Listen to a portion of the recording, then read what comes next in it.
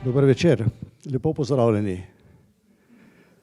Ene dve besedi tako za uvod, da ustvarimo eno klimo, ne, o helenizmu, ker je naslov današnjega predavanja. Lahko bi rekli, da je to nekakšna intelektualna različica današnjega start-up ekosistema. Veliko novih idej, ogromno kulturnega mešanja in nenavadna količina ljudi, ki so mislili, da so ravno oni odkrili rešitev za vse človeške tegobe. Če se dotaknemo Epikurja, ki je učil, da je sreča v preprostih užitkih, prijateljstvu, kruhu, siru in miru. Če bi živel danes, bi bil verjetno predsednik kluba Manj je več. Na drugi strani stoji Zenon iz Skitija, oče stoičnosti, šole, ki je čustva obravnavala z enako sumničavostjo, kot mi obravnavamo elektronska sporočila, ki se začnejo s: pozdravljeni, potrebujem vašo pomoč pri nakazilu. Stoiki so verjeli, da nas ne motijo stvari same, ampak naši odzivi na nje. Torej, če danes zamudite avtobus, to ni avtobusov problem, to je vaša notranja drama. Potem so tu še skeptiki, na čelu s Pironom, ki so dvomili o vsem. Do te mere, da si najbrž večkrat premislili, ali sploh dvomijo. Če bi jih poslušali, bi bilo njihovo življenjsko vodilo, kdo ve, ali pa tudi ne. In ko že mislite, da je dovolj, pride Plotin z duhovno filozofijo, ko govori o enem, o izviru, v poti nazaj k prvotni esenci. Danes bi imeli verjetno svoj YouTube kanal z naslovom, on bi ga imel namreč, Najdi svoj notranji izvir v 7 minutah.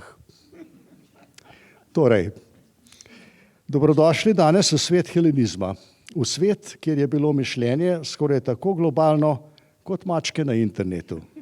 Skoraj. Še to, ker sem omenil mačke, sem mislil na egipčanske svete mačke. Podrobneje pa naš zgodovinar, naš predavatelj Miloš Kajlo Mahorčič. Izvolite. Hvala lepa.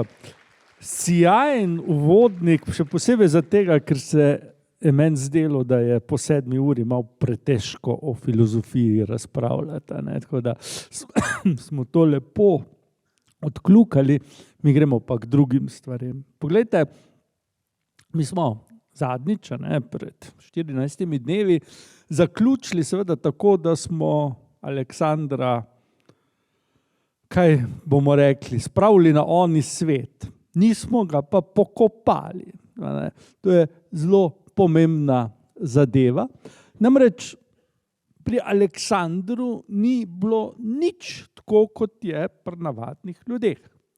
Konec koncev samo pomislimo, kaj smo do zdaj povedali, ne, v teh 5 dosedanjih predavanjih.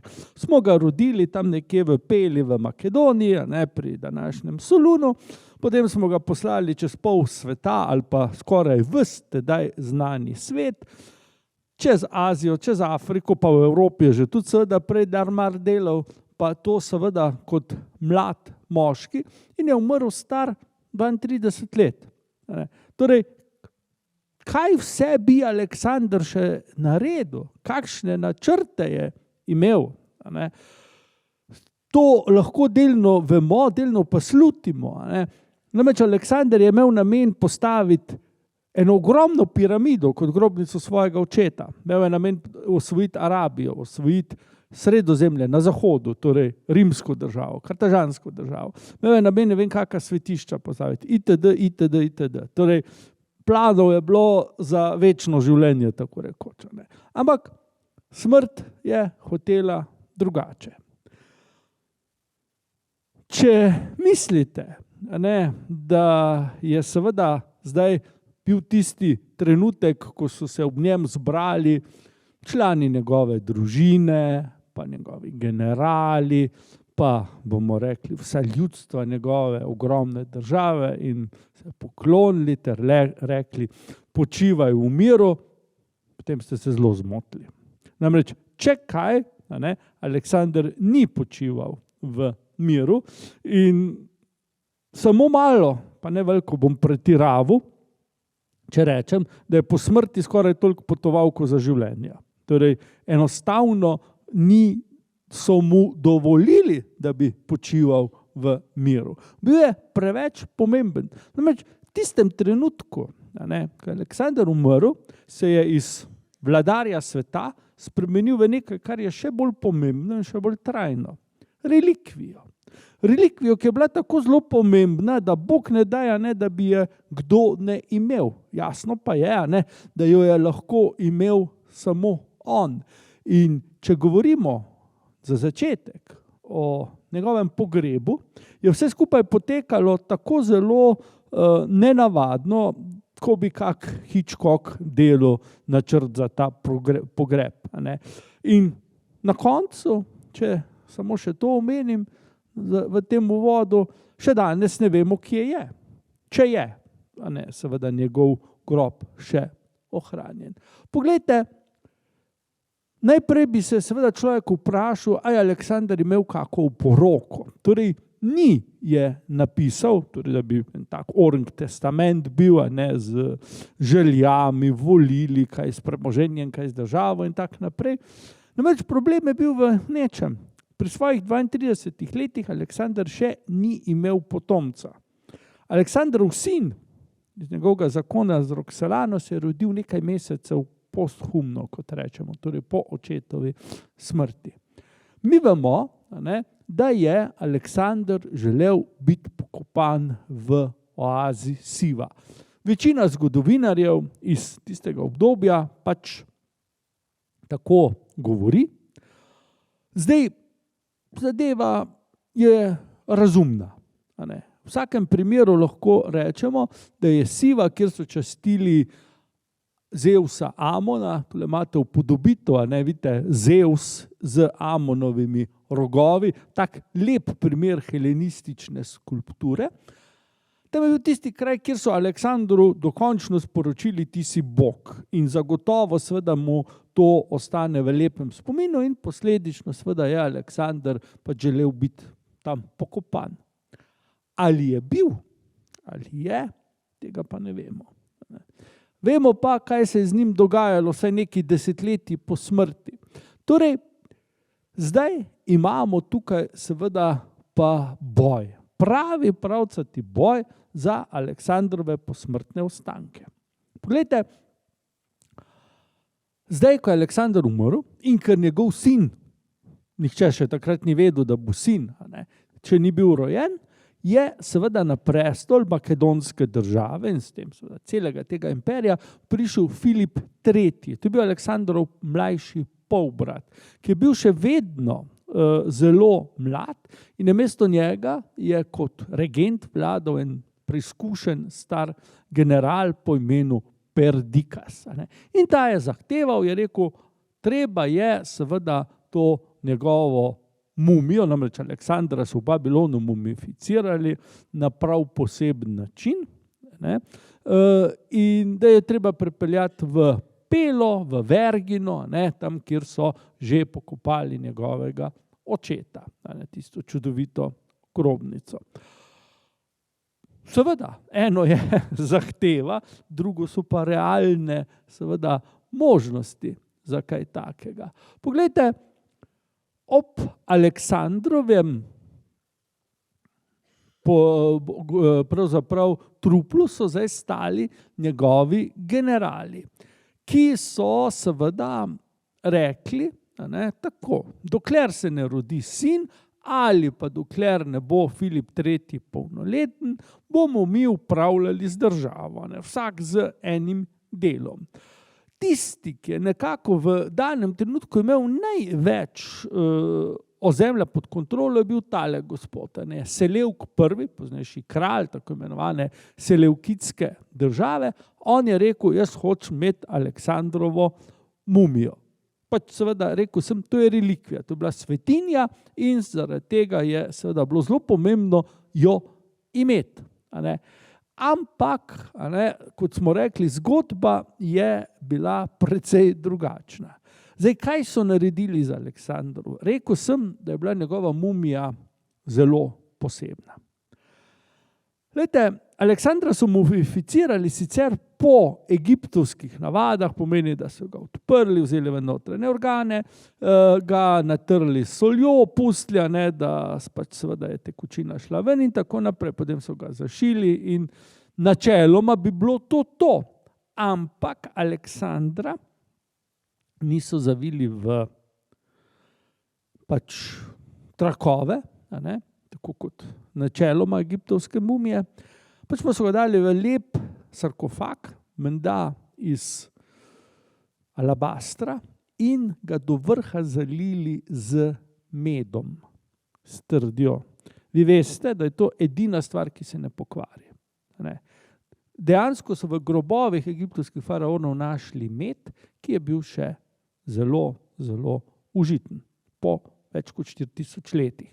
Torej, to so takrat že vedeli, da je to pravzaprav najboljši konzervanc.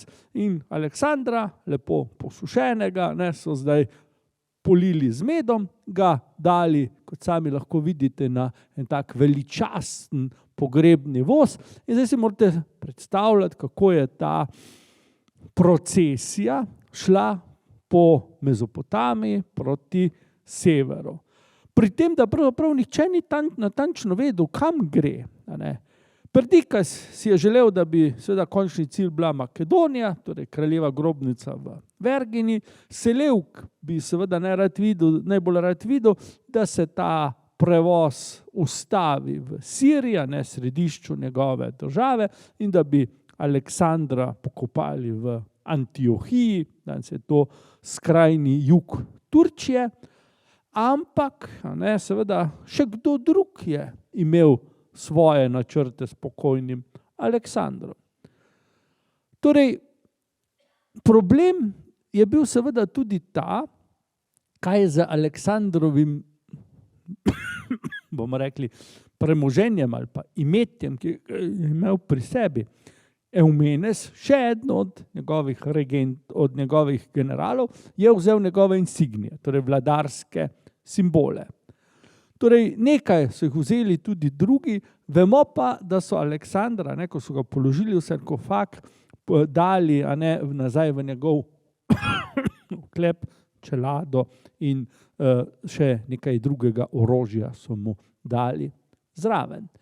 Ampak potem se pa zgodi tisto, ko pride ta sprevod tega križišča tam v Siriji, se pojavi general Ptolomej, kasnejši kralj Egipta, Ptolomej I, in enostavno ugrabi cel prevoz. In preden da so ostali ugotovili, kaj se je zgodilo, bila mumija z Ptolomejem vred lepo v Egiptu. In kot vemo, od tam ni šla. Vsaj največja verjetnost je, da je tam ostala. Poglejte, Ptolomej ga je dal pokopati v Memfisu. Torej, tukaj imate slovito alabastrno sfingo v arheološkem parku. Nekaj nas je, ko smo bili par dni nazaj tam, smo tudi to sfingo videli. Torej, tukaj je najprej počival Aleksander Veliki. Vemo, da mu je bil Memfis všeč. Za Egipt je bil seveda pomemben, ker je bil formalno prestolnica še takrat, malo zatem se to postane Aleksandrija. No, tu je bil najprej pokopan. Potem pa seveda Ptolomej II. Prenese mumijo v Aleksandrijo. Torej, Aleksandrija je takrat že bila prestolnica in seveda tako pomembna svetinja je bila seveda nujno v prestolnici. In treba je povedati, da je Aleksandrov mavzolej postal turistična znamenitost. In to izjemna znamenitost. To je tako, kot morda je kdo bil pred leti, ko so v Rusiji na Rdečem trgu vrste bile, da so si mumificiranega Lenina pogledali. In seveda za Aleksandra so zgradili poseben mavzolej. Tega je dal zgraditi Ptolomej III., torej tretji vladar iz dinastije Ptolomej. Zdaj pa pogledajte, kje je to bilo. Torej, to je stara Aleksandrija, tule je bila kraljeva palača, tule je bil ta sloviti svetilnik in tukaj s številko 7 je označena grobnica Aleksandra Velikega. In ta grobnica, kot sem rekel, je privabljala radovedneže, če hočete, turiste iz vsega Sredozemlja. Grke, Rimljane, potem tudi recimo Kartažane, torej vse, kar je lezlo in šlo skozi Aleksandrijo, se je ustavilo tukaj. Tu so Aleksandra tudi uradno razglasili za božanstvo, torej ne, da že za življenja ne bi bil Bog, ampak se je bilo le malo drugače. Zdaj pa postal Bog, kot pa seveda številni drugi grški, egiptovski in še kakšni drugi bogovi. In Aleksander je seveda dobil svoj kult, duhovnike, svetišča, ne samo v Egiptu, pač pa še kje drugje. Glejte, danes obstaja ta prečudovit sarkofag, torej sarkofag, ki mu pravimo Aleksandrov sarkofag.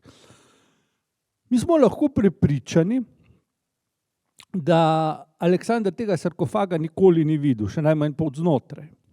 Torej nikoli ni bil pokopan v tem sarkofagu, v Carigrajskem arheološkem muzeju ga hranijo. Zakaj se tako imenuje? Preprosto zaradi tega, ker imamo, sami lahko lepo vidite, tule lep prizor bitke pri Isu, Aleksandra in pa njegove vojake, kako se borijo z Perzijci. In to je seveda bil razlog, da so ta sarkofag tako poimenovali. Sicer so ga pa našli na ozemlju današnje Turčije, bomo rekli v središču helenističnega sveta. Aleksander je, kot smo rekli, privabljal obiskovalce. Torej, Julij Cezar se mu je poklonil, ko sta s Kleopatro hodila po Aleksandriji, Oktavijan je potem leta 30 pred Kristusom zasedel Aleksandrijo, se poklonil Aleksandru in menda vzel njegov prstan, ki ga je potem uporabljal kot pečatni prstan. Kaligula je grob izropal. V tem smislu, da je ven pobral vse, kar se mu je zdelo dragocenega. Meč, oklep in še kaj drugega. In seveda s tem potem večkrat paradiral, vemo, da ni bil ravno najbolj zdrav ta vladar v glavi in vemo, da je recimo ukazal čez Neapeljski zaliv tega drugega konca ladje postaviti, pa most narediti, pa potem v tem Aleksandrovem oklepu paradiral tam gor, levo in desno. No, malo zatem so ga potem umorili, kar je bila, mu rekel, dobra rešitev. Kaj se je potem s tem oklepom zgodilo, pravzaprav ne vemo. Dejstvo je, da se je za njim zgubila vsaka sled. Ampak to še ni bilo najhujše. Hvala lepa. To še ni bilo najhujše. Najhujše je seveda sledilo. Poglejte, mi vemo, aleksandrijski pravzaprav eden zadnjih, ki so obiskali grob Aleksandra Velikega, to bilo leta 412. Aleksandrov grob takrat ni bil več seveda neka pomembna točka, namreč Aleksander vendarle ni bil krščanski vladar, bil je poganski vladar. In seveda z začetkom krščanstva, ali pa bolje rečeno, krščanstvo postalo uradna vera v tedaj že rimskem cesarstvu, seveda je čaščenje Aleksandra seveda moralo se prenehati. To se je zgodilo leta 395 s cesarjem Teodosijem in Klemen Aleksandrijski naj bi bil eden zadnjih, ki je videl grob in ga tudi opisal. Pač opis njegov odgovarja temu, kar so starejši avtorji napisali. No, potem pa zgine vsaka sled. Kmalu zatem so v Aleksandriji začeli častiti svetega Marka. Torej apostola, evangelista, ki vemo, da je umrl v Aleksandriji, mučeniške smrti, je bil tam pokopan in nekako, kot bi a veste, stikalo obrnili. Naenkrat ni več Aleksandra in se pojavi sveti Marko. Danes je nekaj resnih znanstvenikov, nekaki taki, bomo rekli, čudni primerki, ki pravijo, da so dejansko samo seveda ime menjali. Posmrtni ostanki so ostali pa isti. Zdaj, pomeni, da so iz svetega Aleksandra Makedonskega naredili svetega Marka ven. Ne bi bilo prvič, da se je kaj takega zgodilo. Bolj problem je seveda, da je treba to dokazati. Ampak to se zaenkrat še ne da. Namreč posmrtne ostanke svetega Marka so Benečani v 11. stoletju ukradli in jih prenesli v Benetke, v baziliku svetega Marka, ne na Markovem trgu. Si predstavljam, da ste vsi že to cerkev vse od zunaj videli in tu not so relikvije tega svetega Marka ali pa, če hočete, tudi Aleksandra Velikega. Ne vemo. Je pa ena zanimivost, ne. Torej, cerkev, ne, beneški patriarh niti slučajno ne dovoli, da bi te posmrtne ostanke pregledali. Je pa ena zanimivost, ki morda kaže, da to razmišljanje ni tako zelo nebulozno, ne, pač pa da ima morda nekaj osnove. Namreč v Benetkah, v enem takem obskurnem muzeju, ki ga nihče ne obišče, so odkrili en kos nekega kamna, na katerem je upodobljen del nekega makedonskega vojaka. Izračunali so, matematično se to da seveda glede na proporce telesa in tako naprej, bi lahko bil to del sarkofaga. Da gre za sarkofag nekega makedonskega vojaka, to zdaj že vemo. A je pa bil Aleksander tam not, to je pa nekaj čisto drugega. Namreč v skladu z vsemi zapisi, in teh zapisov je več 100, bi pač Aleksander moral biti pokopan v alabastrnem sarkofagu, prosojnem, tako da se pravzaprav ves čas videlo, da je njegova mumija not. Torej, tukaj nimamo seveda nekega realnega dokaza in v bistvu v večini arheološke stroke velja prepričanje, da so zvesti privrženci, častilci Aleksandra pravzaprav storili kaj? Ko je cesar Teodozij ukazal prenehanje Aleksandrovega kulta, naj bi njegovo mumijo skrivoma odnesli in jo pokopali tam, kjer naj bi Aleksander zares želel, torej v oazi Siva. Treba povedati, da v oazi Siva konstantno potekajo seveda neka arheološka izkopavanja in pri tem seveda so naleteli že na marsikaj, ampak še vedno pa ne na to, kar vsi iščejo, to je mumijo Aleksandra Velikega. Če jo bojo našli, bo to seveda senzacija. Enkrat bojo vsi Tutankamoni pa Ramzesi pa kaj svem kdo še pozabljeni. Namreč Aleksander je bil seveda faraon v Egiptu, pa hkrati je tudi Evropejc, Grk, Makedonca, predvsem pa Evropejc. In prav, bom rekel, po svoje si želim, da bi to res dočakali, ker to bo, bom rekel, huda debata. Čigav je? Čigav je, a je to ga treba v Grčijo prenesti, ali mora v Egiptu ostati. Torej, če bomo to dočakali, po mojem bo to zelo zabavno vse skupaj. Kakorkoli, tukaj na tej točki moramo njegovo pot končati. Torej, vidimo, da je Aleksander bil aktualen še približno 700 let po svoji smrti, oziroma še malo več, kar je vsekakor zelo pomembno. Njegove relikvije so častili res dolgo še po smrti. Zdaj pa seveda se moramo vprašati, kaj pa zdaj?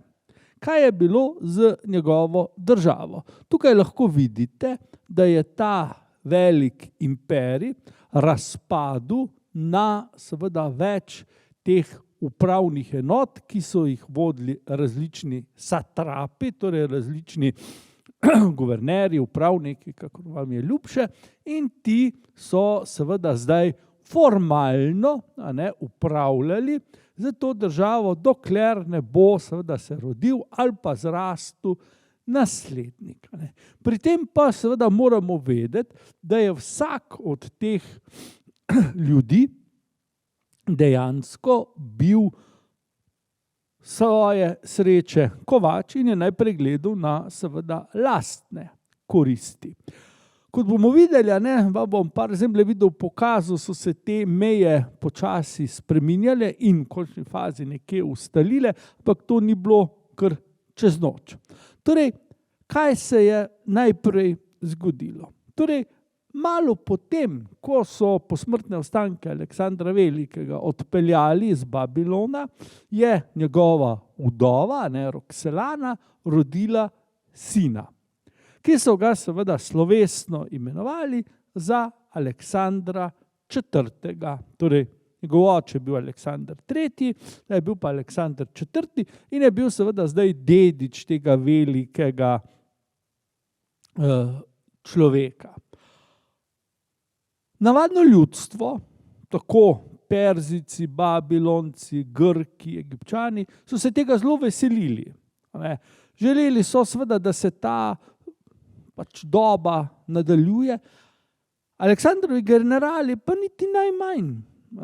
Konec koncev so si rekli, preden da v ta zrastu, bomo mi že zelo stari ali pa celo pokojni in ne bomo mogli seveda ne vem kako dolgo uživati v tej oblasti, ki so jo zdaj dobili. Kakorkoli že, problem je bil tudi v tem, da imamo še njegovega polbrata, Filipa III. Tukaj ga vidite upodobljenega kot faraona, gre za en relief danes v templju v Luksorju. Torej, Filip III. Je vladal, kot vidite, 6 let. On je bil tisti prvi dedič Aleksandrovega imperija. Po 6 letih so ga umorili. Nekje v tem času so umorili tudi Aleksandrovo mati, Olimpijado. Umorili so tudi tega sicer zelo spretnega regenta Perdikasa. Zdaj je seveda teoretično oblast prešla na Aleksandra IV.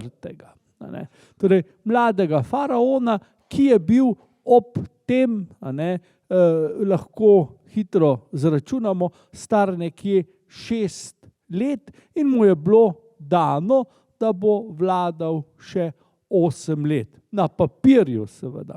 Najprej so za regentkinjo, to je bila navada, razglasili njegovo mater, Roxelano, ampak seveda njen položaj je bil veliko preveč pomemben, da bi ga pustili ti generali ženski in je umrla. Nenaravne smrti. No in končno so se ti generali naveličali biti regenti in so tudi Aleksandra IV. Umorili. 14-letni deček, edini še seveda naslednik Aleksandra Velikega je umrl.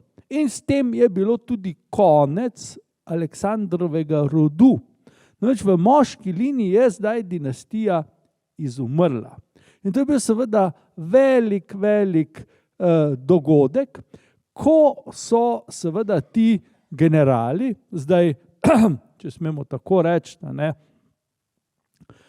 se zbrali, ne direkt, pač pa preko svojih odposlancev in združno ugotovili, da Aleksandrovega rodu ni več, torej ni več nekega dediča, ki bi bil upravičen do celotnega imperija in načeloma so rekli, ne vsak obdrži tisto, kar ima.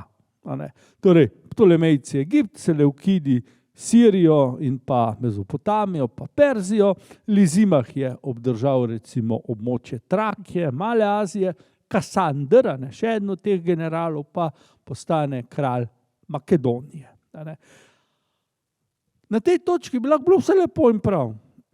Ampak seveda tukaj imamo tisto lepo človeško lastnost, ki se reče pohlep. Vsak je pravzaprav želel biti edini dedič. In to je tisto, kar je seveda ta svet, ki mu zdaj že lahko rečemo helenistični svet, vodilo v neštete vojne, spopade. Pri tem imamo veliko raznih protagonistov, recimo Antigonas, enooki, dejansko je imel eno samo oko, enega so mu staknili, je zdaj rovaru, pa malo po Grčiji, pa malo po Makedoniji, pa malo po Mali Aziji, pa se te po z enim, pa z drugim, in seveda je delal veliko zgage, dejansko si je želel on biti univerzalni dedič, čeprav ni bil kot general kaj posebnega, še manj pa, da bi bil v sorodu z Aleksandrom. Kakorkoli že, po izumrtju kraljeve dinastije v Makedoniji lahko vidite, da imamo eno tako zelo pisano pravzaprav podobo. Ptolemej je lepo v Egiptu, njega ni tu pravzaprav nihče oviral.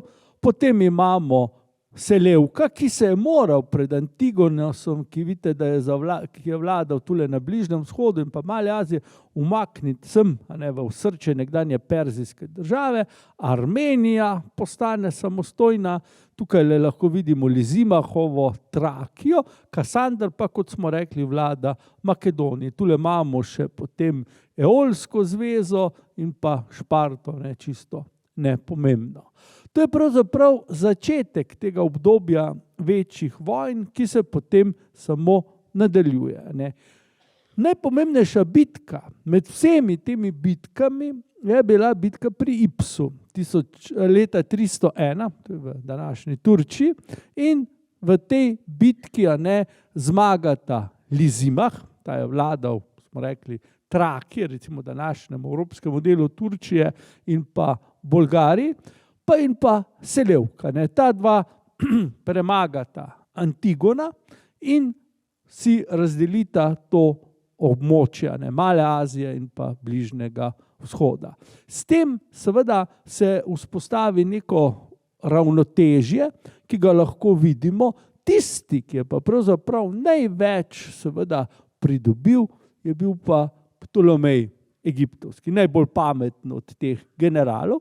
Namreč Ptolomej sploh ni šel v bitko, ampak vidite, kaj vse je dobil. Poleg Egipta, ki ga je že imel, območje, mi bi rekli, svete dežele in pa tule številne kraje, recimo Cipr in pa tule dobršen del Turčije, recimo. Seveda Selevka dobi to območje, medtem ko Lizimah z tega teritorija vidimo vse to osvoji. Makedonija še vedno seveda je samostojna država, počasi se tam izoblikuje nova vladarska družina. Torej imamo recimo temu 4 večje tvorbe na teritoriju nekdanje Aleksandrove države, ampak to še ne pomeni miru.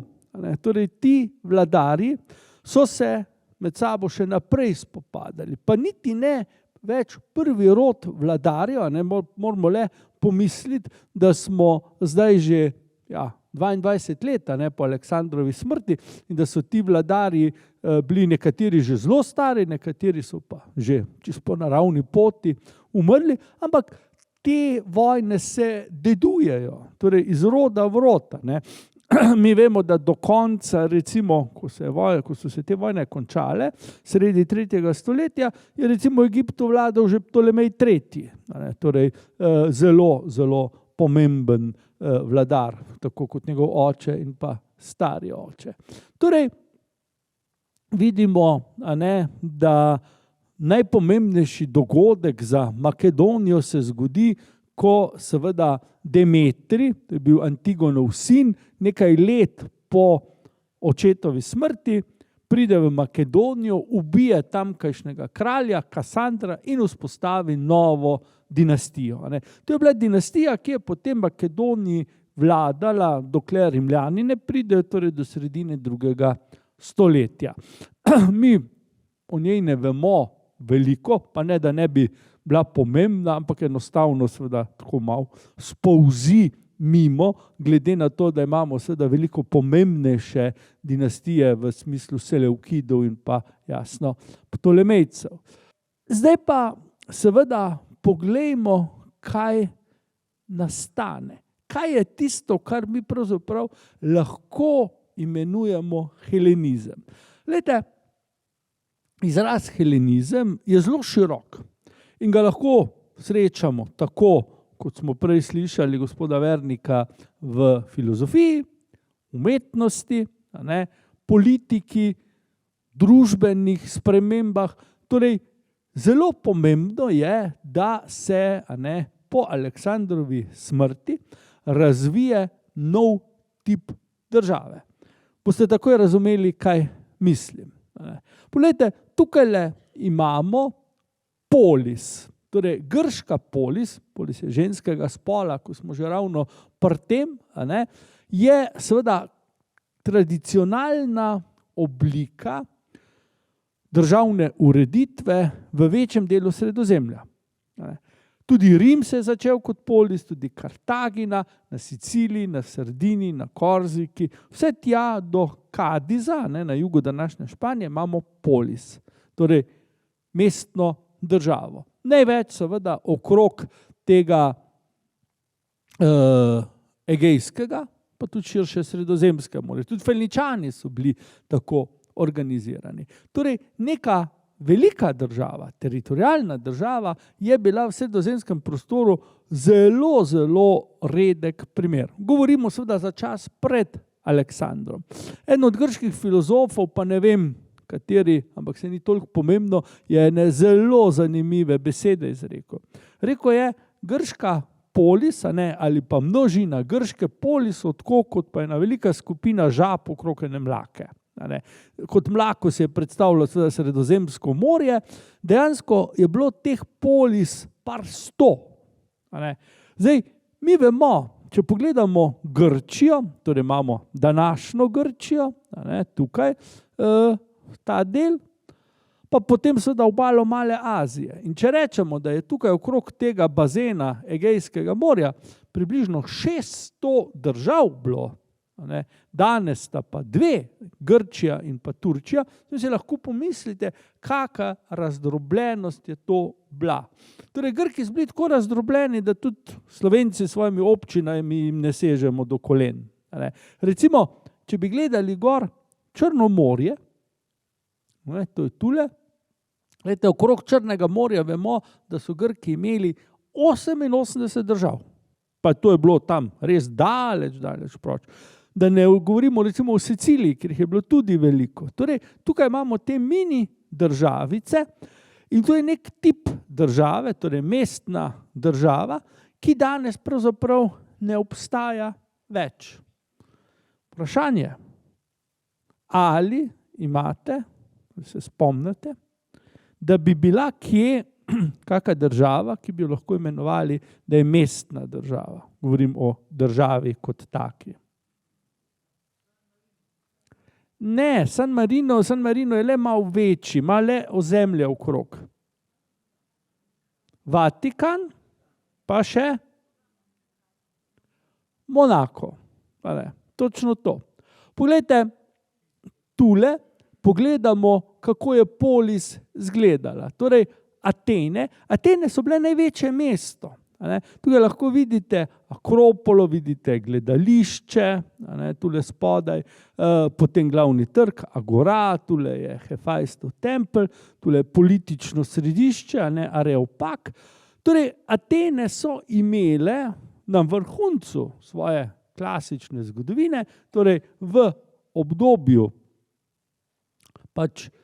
tam 5. stoletja, torej dobrih 150 let preden da se je rodil Aleksander, približno 100.000 prebivalcev in so bile z naskokom največje mesto celotne Grčije. Danes recimo ena od teh mestnih državic, Monako, z 2 kvadratnimi kilometri površine, ima približno 50.000. Torej so bile Atene kot take 2500 let nazaj večje, ne, od Monaka. Kaj se je pa zgodilo potem? Glejte, potem, po Aleksandrovi smrti, ko njegov imperij razpade, pa nastopi obdobje teritorialnih držav. Torej držav z veliko površino. Glejte, imamo Egipt, kar pogledajte, vse, kar je zeleno, je egiptovskega, torej ne samo tukaj ob Nilu, pač pa čez polovico Libije, pa tule gor do Libanona, pa Cipr, pa tako naprej, pa obala Male Azije. Potem imamo Seleukidsko državo, vse, kar je rumenega, imamo Makedonijo, potem imamo že rimsko državo, tudi veliko, in pa kartažansko, pogledajte. To so države, ki pač ne moramo več reči polisi. To so države, ki so imele veliko površin, torej, če bi rekli recimo neka Seleukidska država ali pa recimo Ptolemejski Egipt, so to države, ki so že imele po 1 milijon kvadratnih kilometrov. Medtem ko seveda, če gledamo prejšnje stanje, ko imamo ugrčene 600 držav, si lahko mislite, kakšna velika razlika je to. Torej, država postane nekaj čisto drugega, kot je bila pred Aleksandrom. Ta razbitost, razdrobljenost se je morala umakniti pravzaprav neki veliki državni tvorbi, ki pa seveda kot taka je šele v nastajanju, predvsem seveda, ko govorimo o Evropi. Na Bližnjem vzhodu, kjer so seveda veliko starejše civilizacije, Egipt je seveda kronski primer, so seveda bili, bomo rekli, dediči te teritorialne države na veliko boljše. Medtem ko recimo Rimljani so morali to šele nekako ustvarjati. No, na vrhuncu seveda je glavni dedič Aleksandrove države bila rimska država. Tukaj vidite leta 117, smrt cesarja Trajana je segala seveda čez 3 kontinente in Rimljani so seveda Sredozemlju lahko mirno rekli Mare Nostrum, naše morje, kajti vse obale so bile rimske. Torej, to je nekaj, kar recimo Aleksander ni nikoli dosegel, je pa res seveda, da Rimljani nikoli niso prodrli tako daleč na vzhod kot Aleksander. Druga zelo, zelo pomembna zgodba je vezana na mesta. Torej, v času stare Grčije govorimo o mestnih državah. Mesta so bila majhna. Atene so bile edine, ki so imele več kot 100.000 prebivalcev. Recimo, vemo, glavni tekmec Aten je bila Sparta. Poglejte, tukaj imate en zemljevid, ki je sicer iz 16. stoletja, ampak morate vedeti, da originalno je Sparta obsegala samo ta del. Ta delček je bil pač antična Šparta. Vemo, da ni bilo ne obzidja, ne kakih posebej velikih zgradb, nič od tega ni bilo. In tudi ni ostalo. Če greste danes na Pelopones v Sparto, je pravzaprav sodobna Šparta, ki ima, mislim, 65.000 prebivalcev, znatno večja od tega, kar je tu bilo v antiki. Pri tem, da je bila seveda antična Šparta mnogo bolj pomembna, kot je današnja. Torej, mesta so bila majhna. Bilo jih je veliko, v vsaki dolini je bilo eno mesto, ampak mi bi danes temu rekli malo večje vasi. Recimo Bled je že po tedanjih merilih eno kar veliko mesto. Torej, absolutno zrelo za mestno državo. Torej, gre za seveda čisto drugačno pojmovanje, kot pa seveda ga imamo danes. Poglejte, po smrti Aleksandra Velikega, spomnimo se, Aleksandar ogromno mesta ustanovi, pa začnejo mesta rasti. Namreč nastanejo te teritorialne države, ki seveda rabijo svoja središča, vladarji gradijo, ogromno ljudi se seveda tja naseli, imamo veliko administracije, vojske in še naprej. In tako nastane predvsem na ozemlju današnje Turčije, v Mali Aziji, res velemesta. Torej, mesta, ki so recimo štela več 100.000 prebivalcev. Zdaj, Efes, verjetno poznate, na obali Egejskega morja v Turčiji. Glejte, Efes je imel tam nekje v 2. stoletju pred našim štetjem že 300.000 prebivalcev.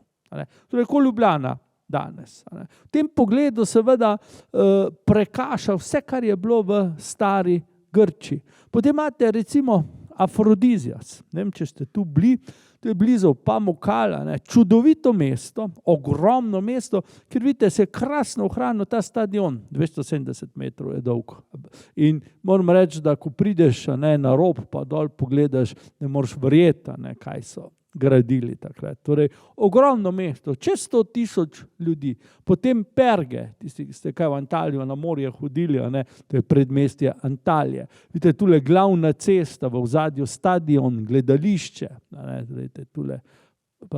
Tule je tale cesta, ki jo omenjam na sredi, kanalizacija, potem imamo stadion in pa gledališče. Poglejte, ne samo, da mesta rastejo, pač pa zdaj je bilo treba seveda oskrbo urediti. Veste kaj, 300.000 ljudi. Ogromno. In seveda tu so zdaj seveda čisto nove stvari postale zanimive, čisto nove stvari je bilo treba rešiti, kot pa prej v teh manjših grških polis. Seveda ne smemo pozabiti Aleksandrije, ki je bila sploh največje mesto v sredozemskem prostoru in ki je na vrhuncu, tam nekje recimo okrog 200 pred našim štetjem, štela cirka 500.000 prebivalcev. Potem jo Rim prekaša, ampak še vedno tja, dokler do nekje Konstantina Velikega, je bila Aleksandrija drugo največje mesto v rimskem cesarstvu. In to je seveda izjemno pomembno. Torej, urbanizacija, nastanek velemest se seveda začne z Aleksandrovo smrtjo, čeprav že on seveda temelje to postavi. In pravzaprav, če mi gledamo današnjo Evropo, pravzaprav z številnimi velikimi mesti, potem moramo iti nazaj v čas helenizma, da seveda vidimo, kje se vse skupaj začne. Potem pa so tu seveda ogromne zgradbe. Zgradbe, ki po velikosti pravzaprav prekašajo vse, kar so Grki do takrat naredili. Aleksandrijski svetilnik, seveda, tukaj ga lahko vidimo samo po risbi, je bil za svojo višino čez 130 metrov, oziroma s tistim kipom na vrhu celo 150 metrov, dolgo časa najvišja zgradba v celotnem tem prostoru. Svetišča, ki nastanejo, in pa javne zgradbe, ki nastanejo, so enormno velike. Recimo, to, kar je klasična Grčija zmogla, recimo v smislu svetišča, je bil Partenon. Ali pa Artemizion v Efezu, ki je pa pogorel. Partenon še stoji, ampak mi vemo, da potem seveda v helenizmu nastanejo mnoga svetišča, ki so bila neprimerno večja. Recimo v Balbeku, v današnjem Libanonu. Z nastankom teritorialne države pa se seveda zgodi še ena stvar. Začnejo se pojavljati monarhije. Ne, da jih prej ne bi bilo, ampak če mi gledamo recimo grški prostor, edina monarhija, ki je bila kolikor toliko pomembna, je bila pač makedonska. Od zdaj naprej pa se seveda demokracije, pustimo zdaj, kaj so oni kot demokracijo smatrali, umaknejo monarhiji. In z monarhijo pridejo seveda tukaj dinastije. Dinastije, ki vse po vrsti, vsaj v tem delu in v tem času, izidejo iz Aleksandrovih generalov. Ptolemejci, potem Seleukidi, potem Atalidi. Tukaj imamo kralja Atalosa III., ki je vladal v Pergamonu, za Pergamon ste gotovo slišali. Poglejte, tukaj bi vas na eno stvar upozoril. Ne le, da so ti vladarji se imeli za Aleksandrove naslednike, nekateri upravičeno, nekateri pa seveda tudi ne, tudi hoteli so izgledati kot Aleksander. Ta vladar, ki je seveda učakal malo več let kot Aleksander, se je dal podobljati kot pa slavni makedonski vladar. Tudi na ta način so skušali seveda prepričati ne samo svoje ljudi, pač pa tudi druge, da so oni tisti pravi Aleksandrovi nasledniki. In vsi ti vladari, ste jih videli, sem vam zdaj že nekaj pokazal, se podobno kot Aleksander branijo brade. Starejši Grki so nosili brado, zdaj pa seveda v helenizmu nimamo več brade. Absolutno ne, ker je pač Aleksander tudi ni imel. To je zelo nenavadno za grški prostor, kjer je prej vladala filozofska brada. Sej ta izraz vam je dobro poznan. Poglejte, tudi Rimljani seveda imajo svoje dinastije, Julijsko-Klavdijske, tule imamo Hadriana in pa njegovo Antoninsko dinastijo. Hadriana sem zato zbral, ker je bil velik pravzaprav ljubitelj helenizma, morda bi rekel celo zadnji veliki helenistični vladar. In seveda tudi v Rimu, čeprav so se te dinastije veliko bolj pogosto menjale kot v teh pravih helenističnih državah, imamo dinastije, Julijsko-Klavdijsko, Flavijsko, potem pa Antoninsko na koncu. Ena glavnih, če ne celo glavna sprememba v družbi pa je povečana vloga žensk. Poglejte, ženske so postale pomemben element v družbi. Zdaj, če mi seveda gledamo na staro Grčijo, se boste morda spomnili, če ne vas bom pa jaz spomnil na tisti izrek, ki je veljal za Atenke. Atenska ženska je šla 2-krat v življenju skozi vrata moževe hiše, pri poroki in pa ko so jo na pogreb nesli. Torej, ženska je popolnoma manjkala v družbi. Verjetno je bil grozen dolg čas. Sicer smo moški tudi zelo klepetavi, marsikako neumnost rečemo, ampak težko si predstavljamo danes, recimo, če tule se ženske manjkale, bi bilo zelo skromno poslušalstvo, tako da hvala Bogu, da je helenizem ta preboj naredil. Dejstvo je, da če mi poznamo iz klasične Grčije, iz Grčije pred Aleksandrom, kako žensko, potem oprostite gospe, so to bile prostitutke. Aspazija. Aspazija je bila slavna, zaradi tega, ker je bila hetera. Kaj je hetera? Hetera je malo boljša prostitutka, tista, ki ni bila samo mična po telesu, pač pa imela kaj v glavi. Aspazija je znana po tem, ko je seveda bila nekaj časa prijateljica, partnerka slovitega atenskega državnika Perikleja. Ampak, se pravim, ona je bila seveda vendarle tako po družbeni lestvici precej nizko. Če razmišljamo še malo širše, prej smo imeli lep uvod o filozofiji.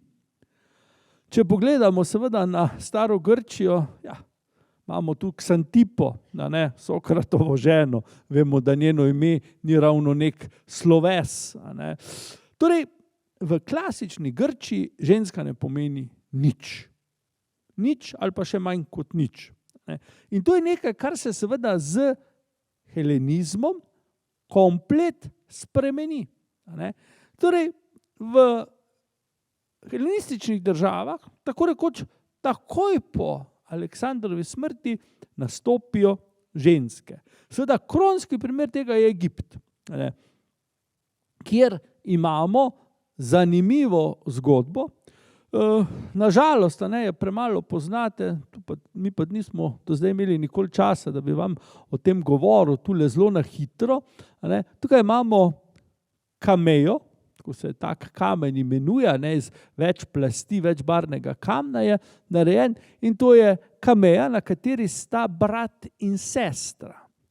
Torej, kraljica Arsinoe II, hči kralja Ptolemeja I in malo pred njo, v tej dvobarvni kombinaciji, njen brat in njen mož, faraon Ptolemej II.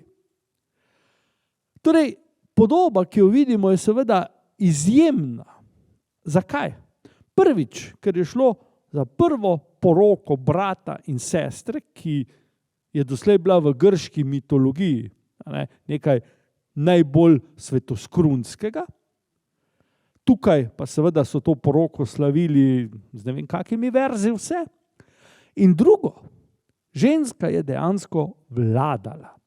Ptolemejci v Egiptu ne ustanovijo nobenega mesta, oziroma popravek enega, v današnjem Fajumu. Imenoval se pa kako? Arsinoe, po njej.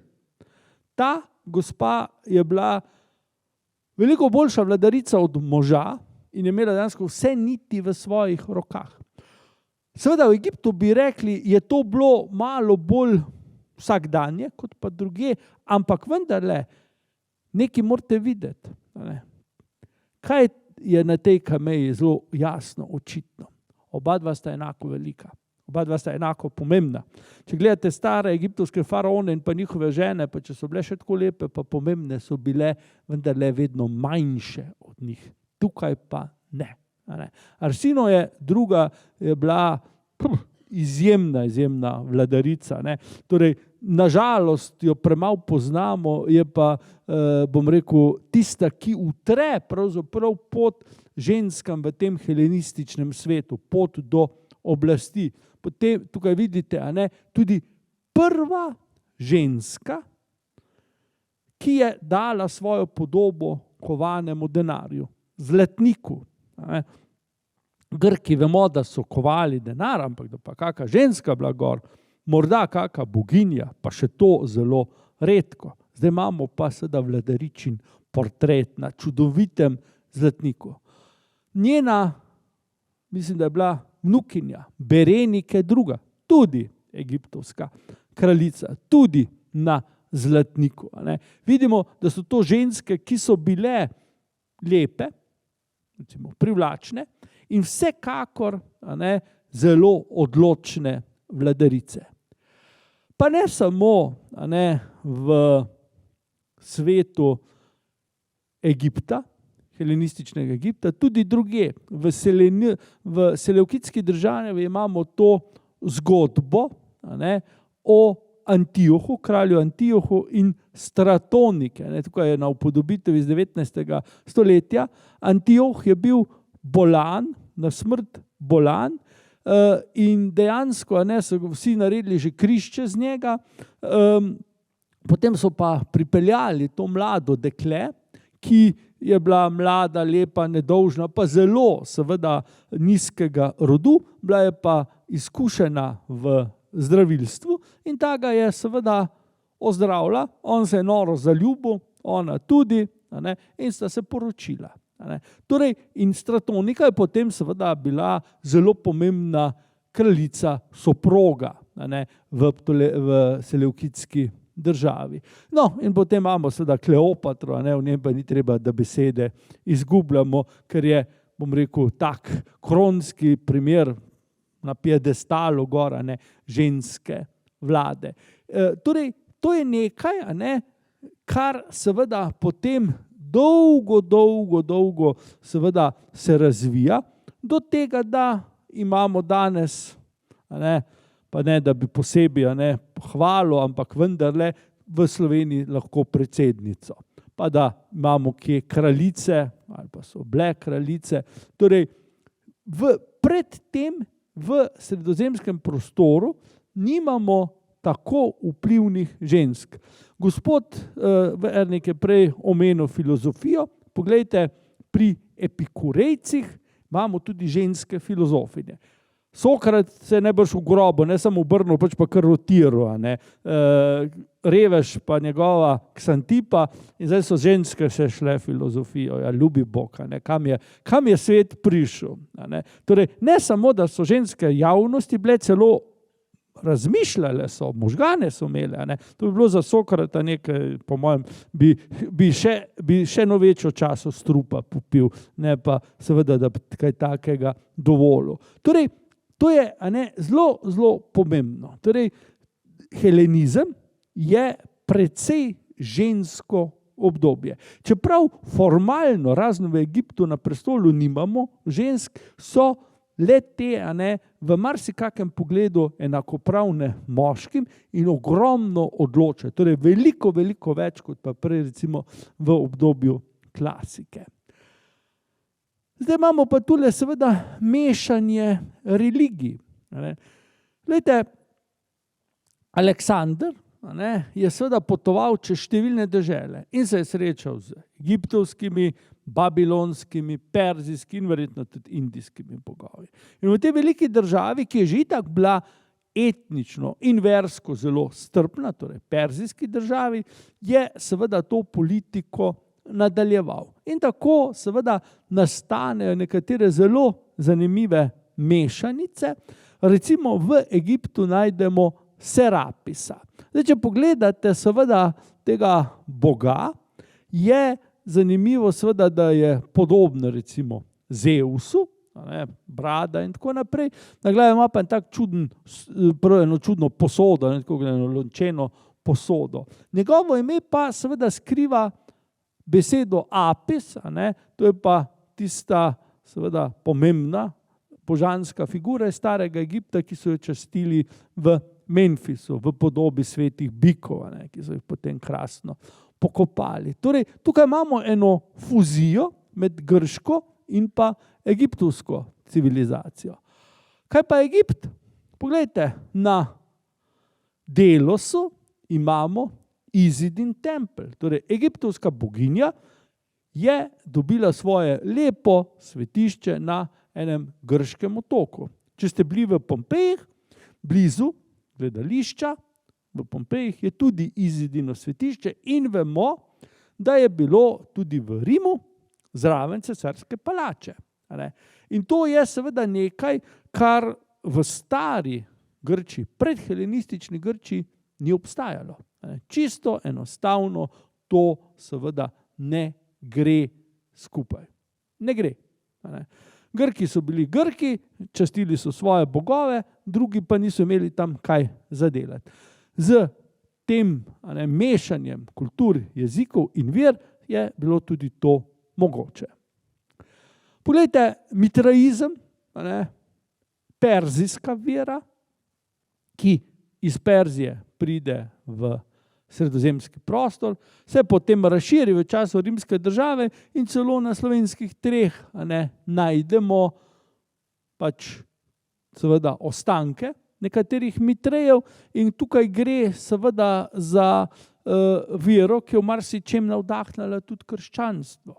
Torej, brez helenizma tudi tega ne bilo. No, zdaj pa seveda imamo tukaj še nekaj. To pa je razvoj vojske. Zdaj, a je bila oborožitev tako nekaj novega? Niti ne. Tisto, kar je v helenizmu seveda ključno, je predvsem dejstvo, da so vojske naenkrat ogromne. Ogromne. Zakaj? Ker je tudi bilo držav manj in vsaka je akumulirala veliko prebivalcev. Če recimo mi gledamo atensko vojsko v času Perikleja, je štela okrog 25,000 vojakov, kar je bilo za tisti čas daleč največ. Če pa gledamo helenistične države, Egipt, Sirijo, potem Trakijo, tudi Makedonijo, po Aleksandru seveda. Glejte, Egipt je lahko na bojno polje poslal 300,000 vojakov. Rimsko cesarstvo tudi. To so številke, ob katerih danes marsikatera evropska država, Slovenijo na čelo, lahko zardi. Ampak takrat je to bilo mogoče. Torej, vojska postane zelo pomemben element in še nekaj. Ne? Pred helenizmom mi pravzaprav nimamo nečesa, kar bi lahko imenovali vojaška diktatura. Zdaj mora seveda vladar, če hoče vladati, imeti podporo vojske. Brez tega ni šlo. Vojska prej ni bila noben element, zdaj je odločujoč element. Mi imamo recimo pri starih Rimljanih izraz, ki ga vsi poznate, to je imperator, mi ga prevajamo kot cesar, v resnici je to seveda vrhovni vojaški poveljnik, kar pomeni, da je bila to pravzaprav najbolj pomembna funkcija vsakega vladarja. Torej, mešanje kultur, je pa seveda tisto, kar pravzaprav iz vsega tega ven sledi. Torej, mešanje, ki rodi prav nenavadne rezultate, lepe. Gledajte, tukaj imate fotografijo enega čudovitega groba v kraju Kazanlak, to je danes v Bolgariji, in lahko vidite en tak zelo grški prizor. Vidite konje, dvovprege, ki tekmujejo. Si lahko predstavljamo neke olimpijske igre. Samo da to ni v Grčiji, pač pa je to bilo v traški državi, torej v državi, ki ni bila grška ne etnično nekako drugače. Ampak grška kultura navdihne te freske, ki so izjemno, izjemno lepe. To je pa drugi del ta iste grobnice in lahko vidite osebe oblečene po grški modi, ampak takoj vidimo, da to pač ni grška freska. Zato, ker imamo prevladujoče ženske, grških fresk imamo zelo malo, to je treba povedati, komaj kaj se jih je ohranilo. In tu imamo ženske, pa ne samo ženske, so enako velike kot pa moški. Torej, imamo seveda jasne elemente helenizma. In to seveda izven grškega sveta, torej starega grškega sveta, Trakija pa je seveda del tega helenističnega sveta. No in potem imamo še to traško zlato. Tukaj imate eno čudovito pivsko posodo, del zaklada, mislim, da je 8 kosov, ki ga hranijo v Narodnem muzeju v Sofiji, neki vas je, ko smo spomladi bili tam. Glede, to je vsega skupaj, mislim, da je 7 kil zlata. Vsaka od teh posod ima približno 1 kilo in kaj lahko vidite? Na sredini imate lep primer boga Herkula, Herakleja po grško, ampak spet, to ni grška kultura. Samo zgledovali so se in jo nadgradili. Grčija je v tej helenistični kulturi pravzaprav nek vzor, ampak učenci so pa tako kot vsi po vrsti bili boljši od učitelja. In recimo pri Tračanih se to zelo lepo vidi. Potem imamo seveda v Egiptu podobo Ptolemeja I. Poglejte, čisto lepa egiptovska figura, ampak po obrazu, po obraznih potezah, po tem čudnem nasmehu, pa vidimo, da to vendarle ni bil pravi Egipčan. Bil je, faraon, zelo pomemben in zelo dolgo je vladal, ampak bil je Grk, Makedonc. Potem imamo tukaj podobo kralja Ptolemeja VIII. Tukaj ga lahko vidimo, s to precej nenavadno krono, ki so si Ptolemejci izmislili, in tukaj ga ravno tako imamo. In okrog seveda imamo simbol spodnjega in zgornjega Egipta, boga Sobeka, Horusa, to je relief iz templja v Komombo, spodaj blizu Asuana. Torej, če ne bi vedeli, bi rekli, to je egiptovsko, ampak v resnici imamo pa grške faraone. In če bi šli naprej, bi našli enako podobno, upodobljene tudi seveda rimske cesarje, recimo Trajana, Augusta, Hadriana. In pa, to, kar tukaj vidite, je pa sploh nekaj zanimivega. To je pa tako imenovani Nilov mozaik. Danes ga hranijo v muzeju, arheološkem muzeju v Palestrini, to je malo ven iz Rima. In tukaj gor imate upodobljen tok reke Nil. Od teh gora Srednje Afrike, ekvatorialne Afrike, Nil teče dol levo, desno, do Aleksandrije. Zdaj, kaj je zanimivost pri tem? Ta mozaik je visok, ker pač danes je na steni, 9 metrov. Torej ogrom, veliko večji, kot pa ga tule imate na platnu. In, glejte, mozaik je helenistična iznajdba. Makedonska, spomnite se, ko sem vam kazal pele z tistimi mozaiki iz Prodnikov. Potem pa v času helenizma se mozaiki razširijo po vsem tem prostoru. Samo takrat so seveda najbrž so bile to ženske, si predstavljam, ker so ženske pač čistle, pa hodile po tistih kamenčkih, pa jamrale, so rekle, to ni fajn, pa so pa začeli brusiti, in so nastali seveda klasični mozaiki gladki. Torej, mozaik kot slikarska zvrst, to namreč je, pač seveda se rodi ravno v helenizmu. Potem ga podedujejo Rimljani in potem se seveda razširi vse posod danes. Pravzaprav mozaike delajo vse posod. Potem seveda rozetski kamen, tisti, ki nam omogoči, da smo razbrali hieroglife, jasno ne bi bil možen kdaj prej. Imamo zapis v seveda 3 pisavah in 2 jezikih, zgoraj hieroglifi, potem demotska pisava, neke vrste ljudska egiptovska pisava in pa spodaj v grščini, iz časa Ptolemeja V. Grški faraon starega Egipta je dal narediti kamen, s pomočjo katerega smo lahko, oziroma Šampiljon je to storil, to vsi veste, razbrali hieroglife. Potem imamo fajumske portrete. Glejte, kak lušen fant gleda v nas.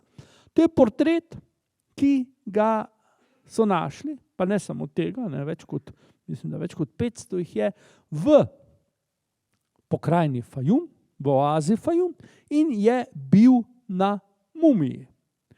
Tukaj nihče ne bi seveda videl starega Egipčana, gre za Grka ali Rimljana. Spomnimo se, Fajum je dala narediti Arsinoje druga. Tam so živeli Grki in pa kasneje Rimljani, ki so se dali balzamirati, kot se je spodobilo po egiptovskih šegah, gor so dali pa portret, kar so tudi Egipčani delali, ampak ti so se dali naslikati tako, kot so seveda bili vajeni. Glejte, tukaj imamo krasno upodobitev, taka res helenistična.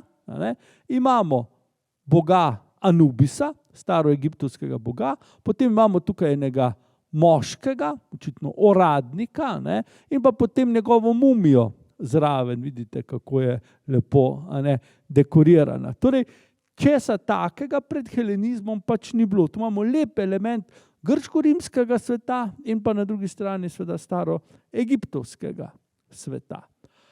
Poglejte, Seleukidska država je seveda tisti največji dedič, ki pa potem kmalu tudi razpade. Kovanci so tudi seveda zanimivi. Jaz sem vam prikazal nekaj kovancev, ki so seveda prikazovali ženske. Glejte, kot sem rekel, v stari Grčiji, pred helenizmom, nobenega kovanca, ki bi bila ženska upodobljena. Še posebej ne živa ženska. Ravno tako pa seveda, lahko rečemo, spet, če se malo pošalimo, da skupaj ženskami na kovance pride tudi sloni. Prej jih ni bilo. V grškem svetu, če ste gledali, katere živali so gor, boste našli ribe, pa sove, v Atenah, pa kakšne konje, pa to. Tukaj pa seveda imamo slona, ga lahko lepo vidite. Konec koncev Seleukidska država je seveda bila dedič Aleksandrove države in je segala tja do Indije. Konec koncev brez helenizma tudi Hannibal svojih slonov ne vozil po Evropi okrog. Potem, gledajte, tule je podoba nekega satrapa. Perzijska država ni imela takih kovancev kot grške. Ampak tukaj lahko vidimo pa enega gospoda, za katerega Očitno lahko sklepamo, da je Perzic, torej nek lokalni guverner. Zakaj? Ker ima zelo čudno pokrivalo, takega v Grčiji ne srečamo, in brado ima. Tega seveda pri naslednikih Aleksandra Velikega ne boste srečali. Potem pa seveda umetnost v seleukidski državi. Laokonta vsi poznate, potem imate zraven slovitega kopjenosca. Kaj je zanimivo?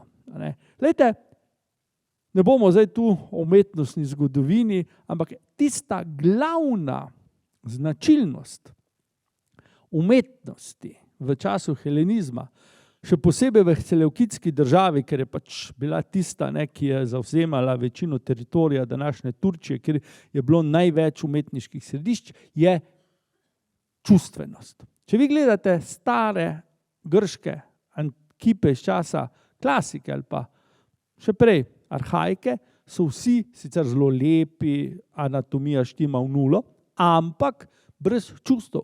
Tu pa poglejte, tako tega fanta,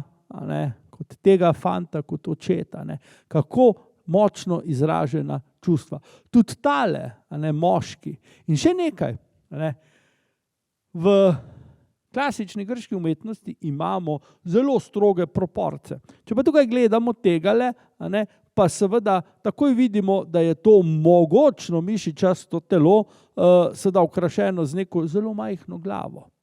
Torej, telesni proporc je porušen, zato da seveda nastane nekaj drugačnega, nekaj novega. Pergamonski oltar, pergamonska država je bila tudi eno dedič Aleksandra in zdaj tukaj imamo neke vrste umetnost, grško umetnost, ki pravijo, da je že kar baročna, zaradi vse te svoje čustvenosti. Potem pa seveda ne smemo mimo nabatejcev. Ja, Petrov vsi poznate, tudi to je helenizem. Pa potem naprej, Al-Ula, danes je to Saudska Arabija. Tudi tu so nabatejci živeli, če se malo vrnemo, to je približno tukaj, ta Al-Ula, danes globoko v Saudski Arabiji. Petra veste, da je to današnja Jordanija. Torej, vidimo, kako pravzaprav ti grški elementi dobijo domovinsko pravico na arabskem polotoku. Potem je pa kip Afrodite iz Armenije. V čem je ta Afrodita zanimiva? Ja, za razliko od grške ali pa rimske je oblečena. Čeprav nekaj zelo tankega, ampak vendarle je oblečena. Tu vsi vidimo. Potem Partska država. To je bila perzijska država, ki se rodi po koncu seleukidskega obdobja v tem prostoru.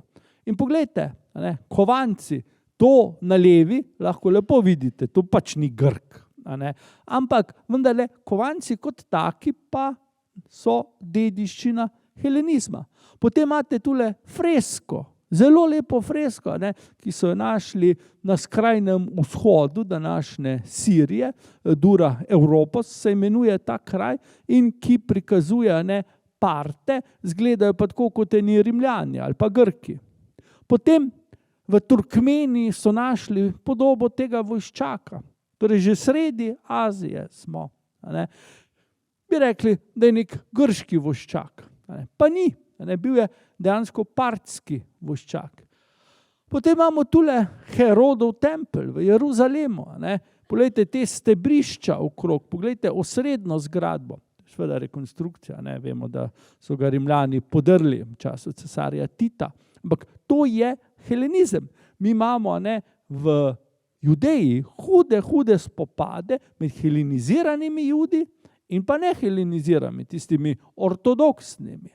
Skozi ves čas, odkar je Aleksander umrl, pa dokler Rimljani ne pridejo sem in naredijo konc tem spopadom, so se Judi delili na tiste, ki so bili bolj grški, in na tiste, ki so bili bolj judovski. Potem pogledajte v Indiji, kje smo. Imate steber, ta steber je v bližini tam ob reki Ganges stoji, pa steber, ki je iz Delfov. Zelo podobna sta si. To je pa tudi iz Indije, pravzaprav iz Pandžaba in vidimo, da je to Herkul.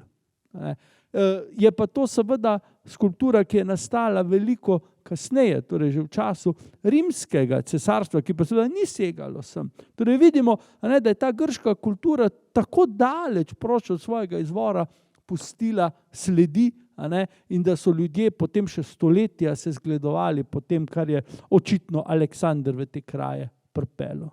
In glejte, za konec je ta Herkul. Herkul je bil simbol neke moškosti.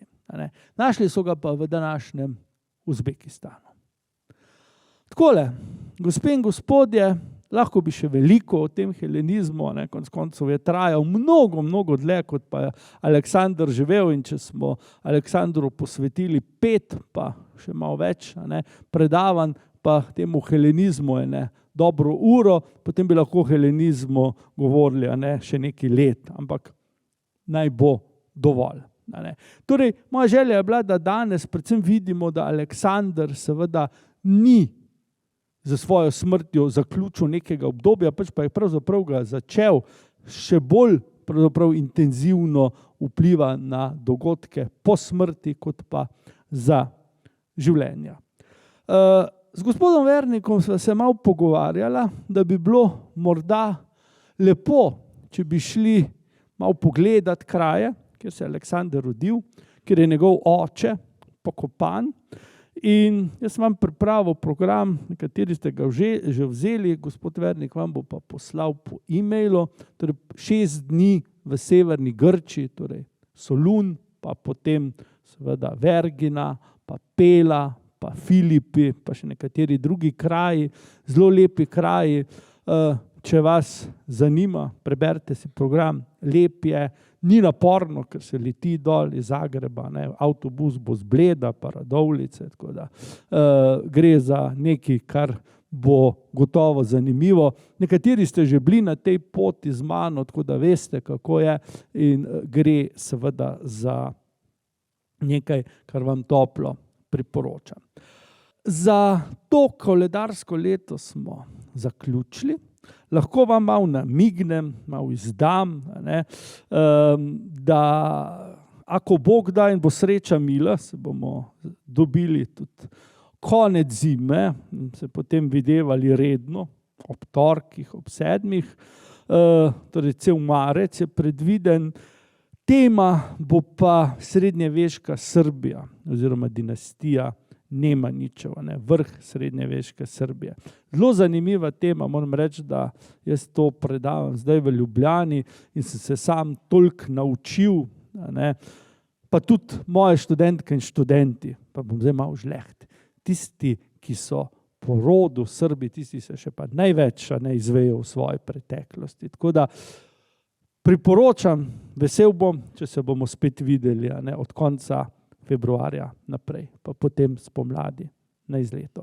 Najlepša hvala, zelo sem bil počaščen, da sem vam lahko predal.